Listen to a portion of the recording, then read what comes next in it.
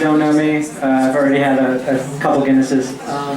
Those of you who don't know me, my name is Dev Varma. I'm a first year MFA student. I write fiction sometimes.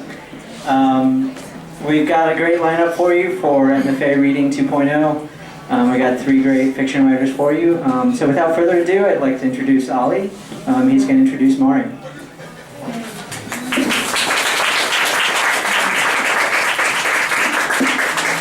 Hi, I'm Ali. I'm a second year fiction writer. I'm introducing Mari. Mari's fiction is always fun to read for me. Her stories never fail to surprise me with their relentless humor and witty unpredictability. The world that Mari creates is a delightfully strange one in which, after a fight with her husband, the woman takes her telescope outside and looks through it at her neighbor's stairs. The interaction of the characters with this unworldly world is of considerable significance, making the space and setting a separate character, sometimes personified in a lot of her stories. For the first 5 years, the houses moved from us like they were running late. If Mari's fictitious people are placed in unworldly worlds, they themselves deal with nothing but the most real and subtle of human feelings. They wrestle with fear of being cheated, uncertainties of human relation, with doubt and vulnerability, and with whims and passions. It then becomes interesting how these characters react to the threats and fears they face. Imagine you're with your girlfriend, when all of a sudden, Houdini crawls out from under her blouse. If there's one thing you would want in that moment, what would it be? Mari's solution in such instances is cherry-picked moments of action, reaction, and/or dialogue. Funny, smart, and unexpected. This is the ending of the story Return to Sender. After the explosion, I kicked around the broken branches and thought, the heart is somewhere else. Mari knows well how to write a sentence. One open sentence and you're hooked.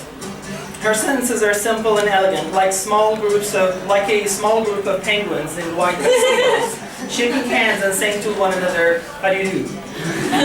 Her sentences can turn into a compact micro-story in and of themselves. Also, if you're looking for top-notch similes, there is no dearth of them in Mari's works. The Korean vet in the apartment building who doesn't have legs and is a real basket case gets lonely and rides the elevator up and down for hours like acid reflux. One of the stories you will be hearing tonight is both the winner of the Black Warrior Review's 9th Fiction Contest and a wonderful story. If you don't believe me, here's what Brian Evanson has to say about it. Baby manages to mesh the otherworldly with the day-to-day in a way that feels at once natural and uncanny. Nice colloquial dialogue collides with the post-death experience in a way that I found at once startling and smart. Echoes of new fabulism here, but differently applied. It's a wonderful story. Merry Christmas.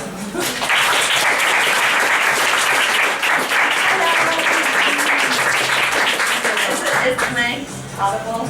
Should I be closer? Is this good? It's good. Okay. Okay. If you can't hear me, just like stand up. Okay. So I'm going to read 3 stories. One of them is just a part of a story. The other ones are pretty short, so I can get through them. So I'll start off with Houdini, which is something that Ali mentioned. Thank you, Ali. That was really nice. Houdini. Being cheated on is one thing, but when your girlfriend starts messing around with a man that's no taller than a hamster, the situation becomes entirely different. It can only mean one thing, that this time, it's really over. He wasn't the first guy Miriam had slept with either. The other guy, the first one, was just on the radio. I would have forgotten about him, but the thing is, he's in politics. I held onto the steering wheel as he went on and on about leaving bureaucracy behind. I felt sorry for the guy, even though he said resigning was the best decision he had ever made. Over dinner, I asked Miriam about it, and Miriam said he planned on becoming one of those mystics at a Buddhist village retreat. That's really great, I said. According to her, this guy had a fear of being necrophiled. I suppose, like all the others, they had stayed in touch. The day I found Houdini crawling out from Miriam's blouse, the street outside was being torn up, and I was having nightmares all week about girls who wouldn't put out. The drilling shook the entire apartment while Miriam fixed her blouse, and little bits of dust floated through the open windows, and it was really getting to me at that moment when the three of us stood there. Even then, I didn't want to look at her face, but I saw the trail of hickeys he had left from wrist to armpit. I asked her what it felt like to be devoured by leeches. I said this without looking at her. The drilling really was starting to shake the apartment, and I turned to Houdini and I said, I don't care if he produced the bevy of doves, or turned the water effervescent, or fucked my girlfriend with his tic-tac dick. I just wanted him to make the street disappear, or the drill, or whichever came first, because I had never seen him perform a single magic trick, and maybe this one could be the first. Miriam stood there looking at me like I was taking up the entire room. Come on, I said, make something disappear, and fast. I haven't got all day.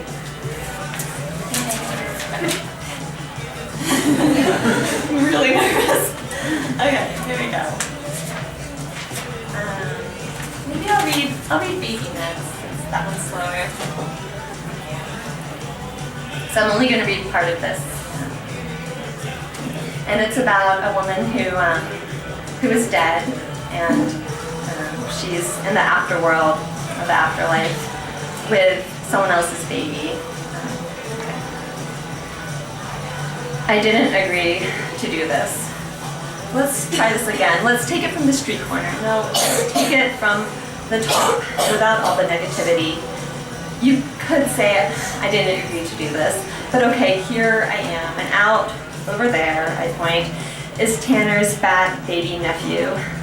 I look at the lump sitting in the outfield like a scoop that fell out of an ice cream cone, and I start to cry.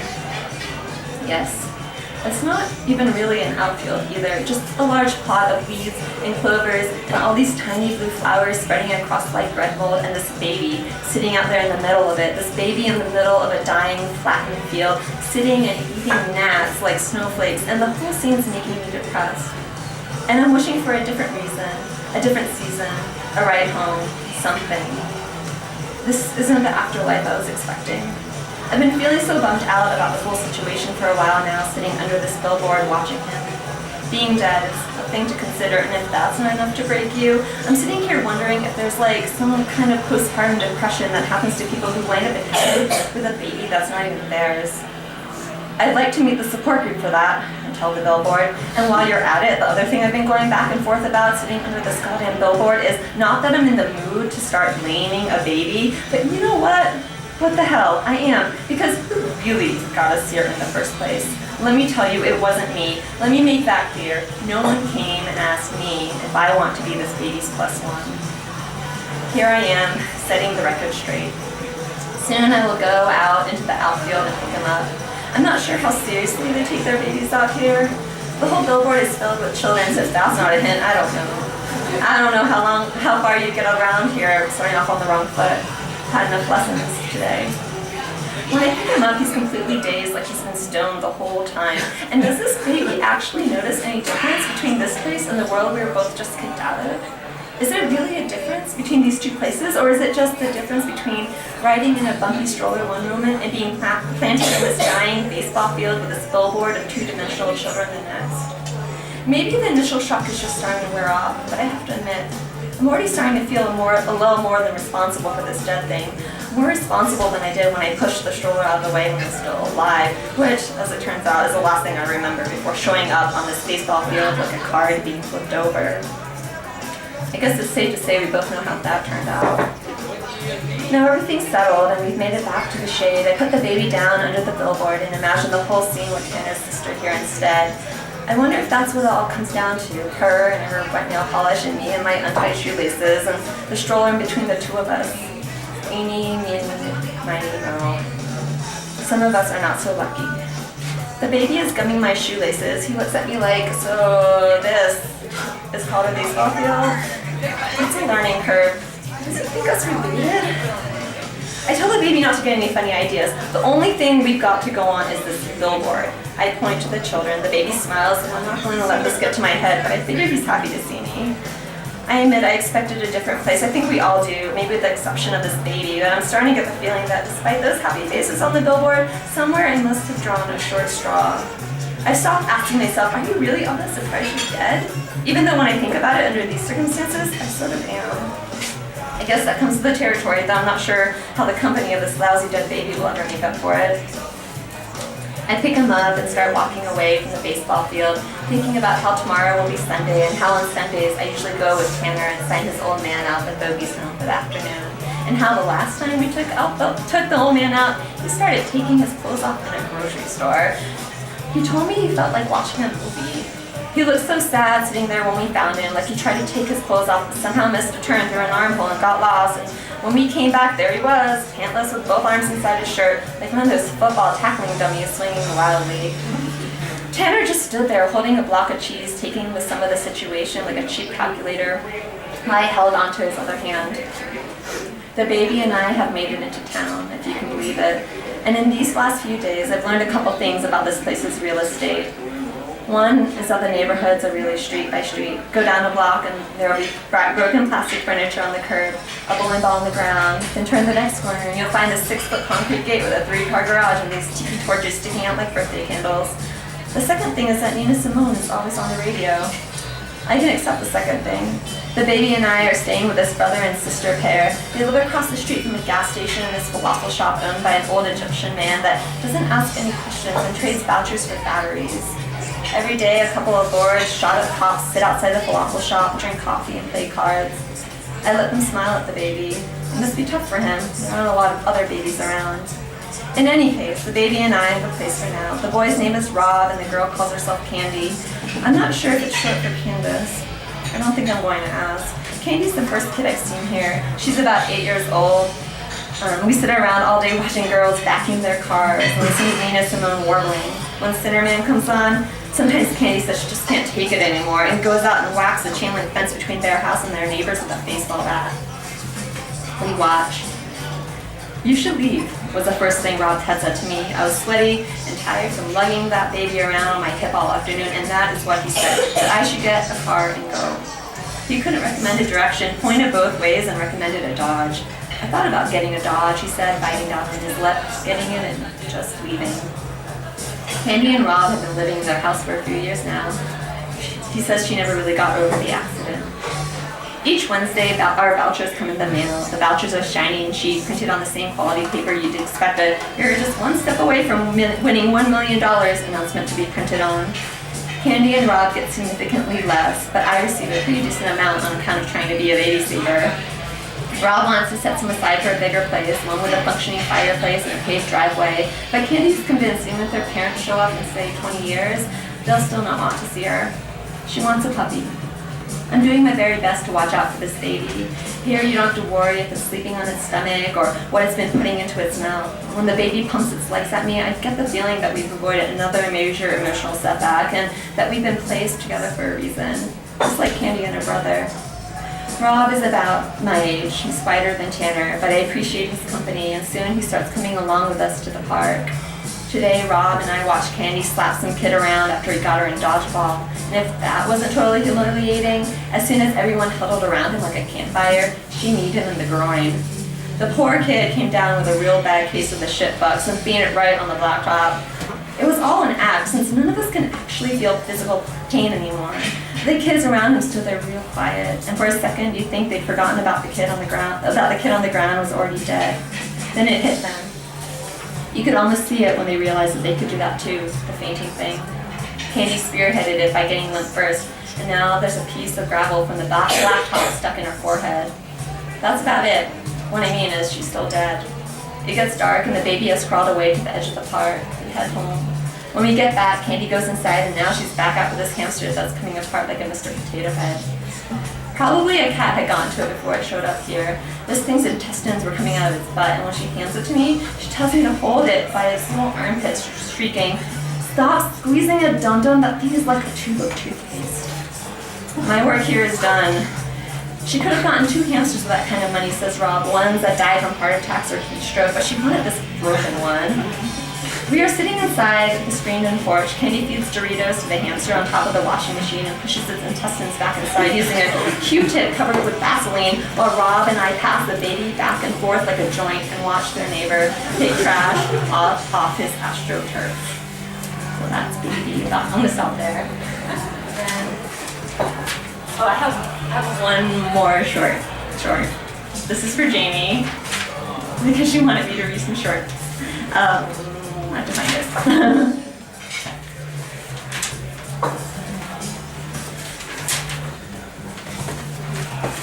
This one's called Phantom Limb.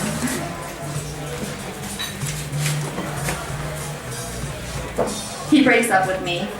The weekend comes and there is no feeling. I don't have to go far. The Korean vet in the apartment building who doesn't have legs and is a real basket case gets lonely and rides the elevator up and down for hours like acid reflux. He says to the gay couple wearing matching tracksuits, "Whatever, you get the idea, I have a giant penis, yes." This morning, he asked me if I heard him howling last night. "Did I wake you?" he asked, rubbing the nubs. He feels pain in his non-legs. He says, "You must have been awake too," feeling the incredible absence of a phantom fuck. Here's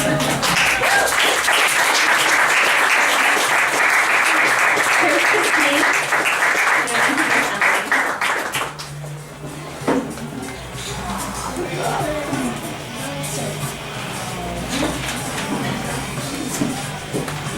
Good evening.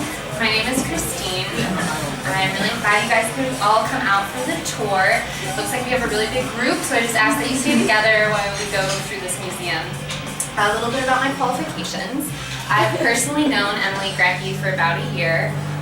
It doesn't sound like that much, but we've lived in really close proximity, so I've been able to study her a lot. And to understand the way in which Emily Grecki's writing spans across times, worlds, and human interaction of all kinds, we at the Notre Dame Natural History Museum have built a space just for her.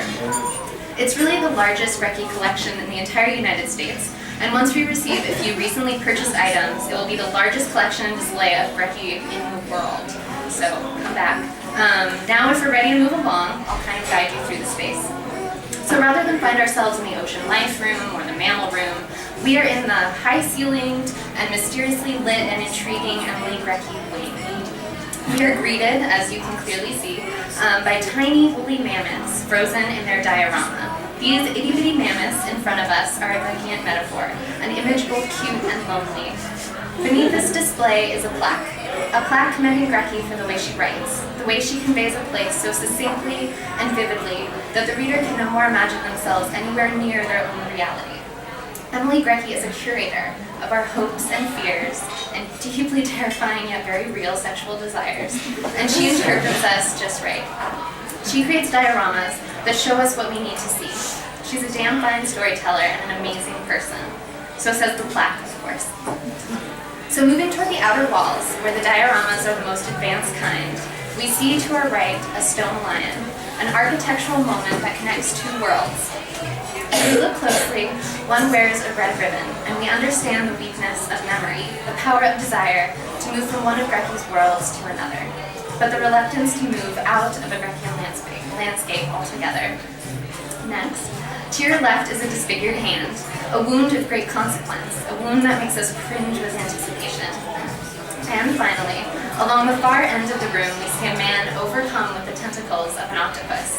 The octopus is one of many spirit animals, clearly and obviously whispering into the man's ear. The spirit animal serves as that man's guide, and just like in Grecki's story, where we find that perhaps it is best to go about our experiences on our own terms, now I, your momentary guide, must leave you to experience the breadth and beauty of Grecki's work for yourself. I encourage you to start with a contemporary and performative exhibit that is dated November 13th, 2013. It's really quite incredible. So please welcome Emily Grecki.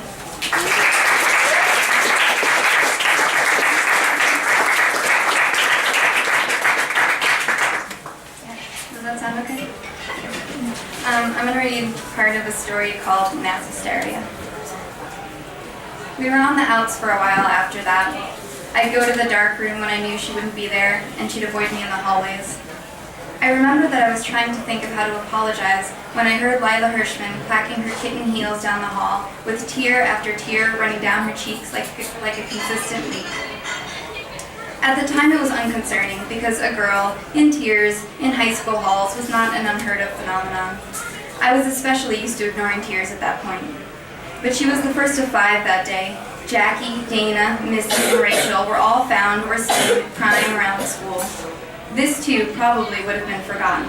5 girls crying on the same day, even 5 girls crying on the same day with no reasonable explanation, just because, would have passed by without much wariness. But the next day there were others. Barb's, Parker, Samantha, and Nina, in addition to Jackie, Dana, Missy, Rachel, and Lila. The counseling office became suspicious that the girls' insistence on nothing being wrong, that there wasn't a reason, it was just happening, was as clear a cry for help as any they had ever seen, so they set about figuring it out. I heard through the grapevine that they isolated the girls, that they played good counselor, bad counselor. Good counselor made them tea, set out pound cake, talked to them in a low melody about how this was a safe space where secrets could be shared. The girls just cried into the tea and filled their mouths with pound cake to stifle the sobs.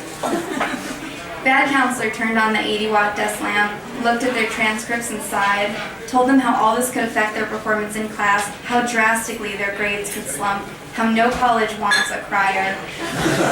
Bad counselor took out a picture of a frayed-looking girl in jean shorts and made them pass it around as she told the tale of this distant cousin who dropped out of high school and was now pumping gas on Route 9, popping Hostess snacks as a way of coping. There was a long silence before bad counselor demanded a response. Lila commented on the sandals in the photo. The straps are pretty cute. This was the consensus among the girls, and that was that. It wasn't until the 3rd day that I even heard any of this gossip, because on the 3rd day, the teachers began to notice the invasion in their classrooms.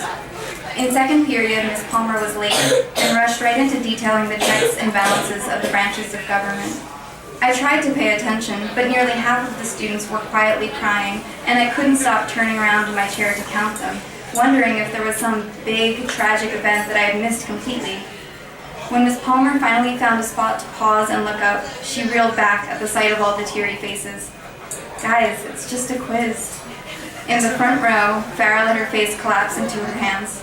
Miss Palmer frowned. I guess we can move it to Monday? Her announcement didn't stop anyone from crying, so Miss Palmer backed slowly towards the phone and called security. I wonder if it was the number of students that prompted her, or if it was the fact that it was no longer just the girls that were crying. Max was red-eyed and huffing like a dog that's been commanded to muffle his bark. Derek was wearing sunglasses, which was strictly verboten, and swiped every so often at the eyes underneath them. They weren't the only ones. I spent that day wandering around, wishing I had an ear trumpet, doing my best to snag snippets of conversation that would enlighten me as to what exactly was happening. I had a question about transcripts for the guidance office, and while I waited on a rickety blue plastic chair, I could hear some frantic conversing through the door. Have you checked the attendance lists? Yes, there are the usual various absences, but no one consistently out. I mean, no one is dead that we know of. Surely we would know. Should we send out a memo? Maybe someone has seen a student with an injury that we overlooked, or maybe something has happened to a member of the community? The traffic cop, or the custodian? Maybe a pop star died. Eventually one of them came out and told me to come back the next day. They really had their hands full just now. By the end of the week, I was convinced I had seen every kind of crying and crier there was. Certain ones I remember better than others. There's the pufferfish cry. The cheeks and eyes gloat like they're filling up with tears being produced too quickly to cry out.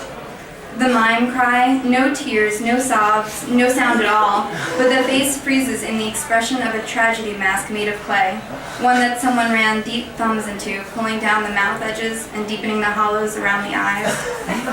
Finally, there's what I like to call the hummingbird heart cry.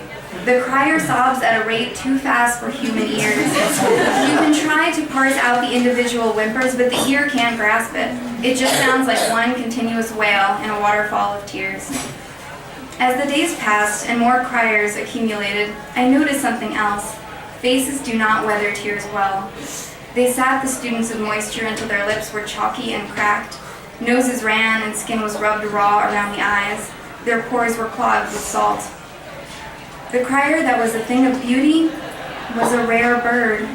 I had seen only one in all of my observations, and that was Melissa. She didn't puff or redden or contort. The tears unfurled like ribbons from her eyes. I had never appreciated it until then. That first day I discovered what was happening, I ran to the darkroom to find Melissa, the true patient zero of this epidemic. She was sitting by the door as if waiting for me. I blurted out a hasty apology and she, yeah, it's fine, did, because we both wanted to get to gossiping about the criers. We propped our feet up on the extra bins stacked along the edge of the darkroom wall. So, was this you? I asked her. Ha! She nudged one of the buckets with her feet. Not that I know of. You're their leader and you didn't even know it? The best leaders are the ignorant ones. Spoken like a true visionary. You know what's strange though, she said. I raised my eyebrows in question.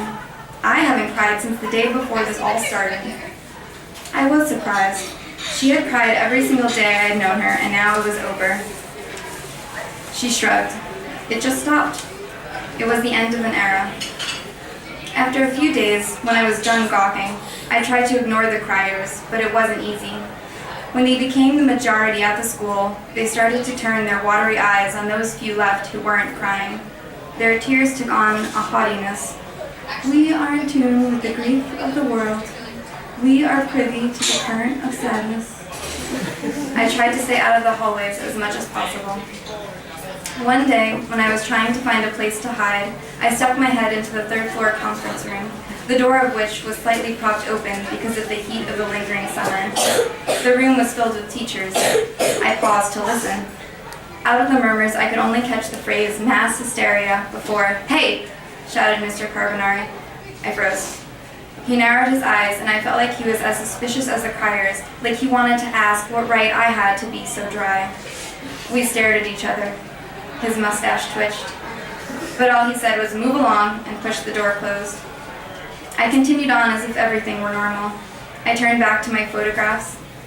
The only solution I had found for the plethora of photographs that no one seemed to want was to approach the administration about freeing up one of the bulletin boards for student photography.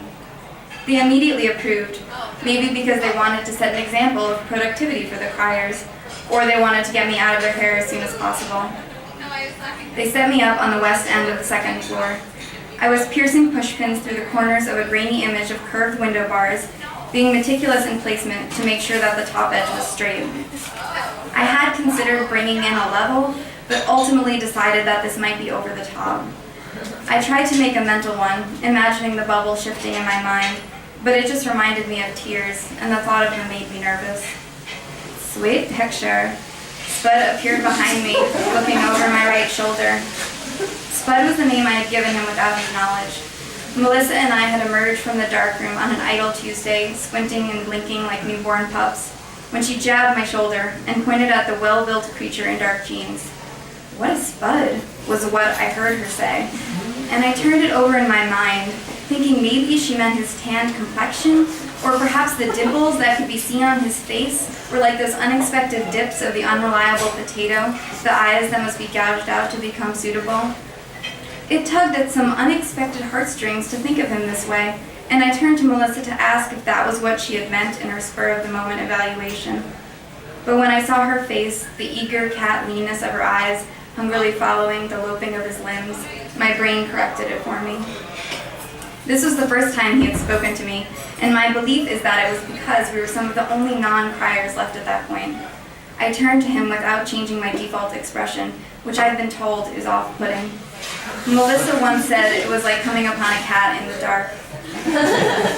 "Thanks," I replied. "It's part of the series." I pointed to the ones that had hung so far on the board. Got it. I felt that I would stare at him without realizing if I didn't have something else to occupy my attention, so I pulled the next photograph out of my folder.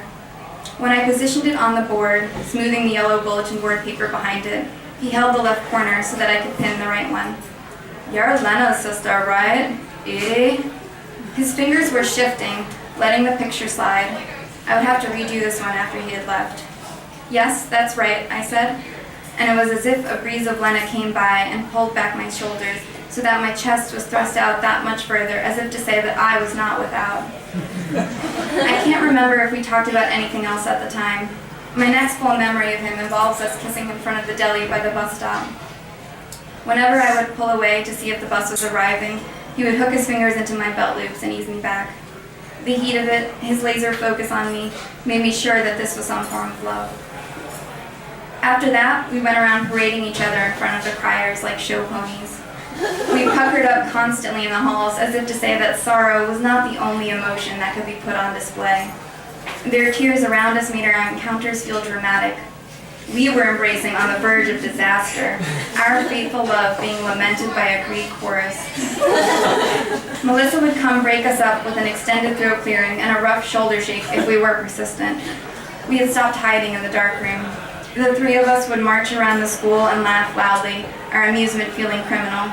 Our joy was a dictator ruling over those who chose to be wretched.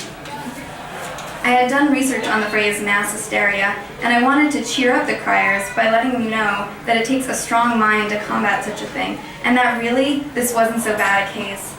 They could have been plagued by fits and fever, body-doubling laughter, or a need to dance incessantly, so long and so passionately that they might have spun and kicked right into their graves. But I didn't say anything to the criers. Instead, I shared the information with Melissa and Spud. Once they heard the phrase mass hysteria, they couldn't stop repeating it, and we began to use it for everything. Pipe burst in the bathroom, mass hysteria. Pop quiz, mass hysteria. Wearing 2 sweaters indoors, mass hysteria. Or influenza. We thought it would be our legacy for the year. It didn't last long enough for that.